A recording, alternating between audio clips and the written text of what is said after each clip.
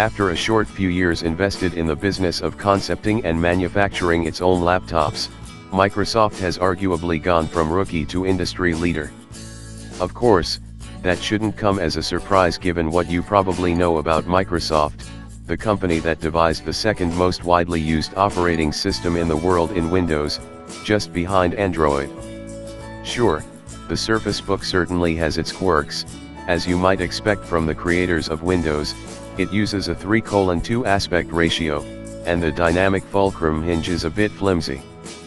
But, it is a step forward because that hinge lets you detach the screen so you can use it as a tablet.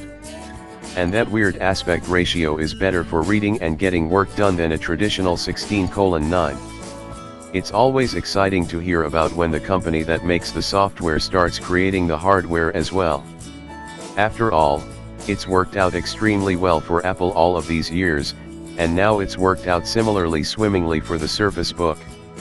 Following the success of its Surface Pro devices, Microsoft's ultimate laptop is no differently favored.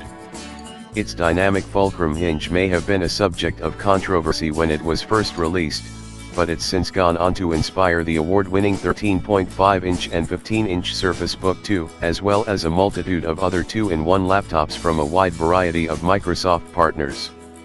So, with that in mind, let's take a look at how. Design. If a tear in the space-time continuum were to suddenly rip open, two things would fall out: the Terminator and then the Surface Book quickly tumbling to the earth behind it. From the snake-like hinge, the flat design, and even down to the washed-out silver color of this laptop, everything about it just seems like it came from the future. Milled from two solid blocks of magnesium, the Surface Book feels sturdy and has a most minimalistic style unto its own. From keyboard deck to the palm rests, the entire interior of this laptop is one flat surface of metal, save for the large space reserved for the glass touchpad. Similarly, the screen lid is made of one uninterrupted slate of magnesium, with its only extra flourishes being a mirror-finished Windows logo in the center and a rear-facing camera. Along the chiseled sides, you'll find two flat edges that start from the top of the display and terminate at the tip of the palm rest. That's not the only seamless transition.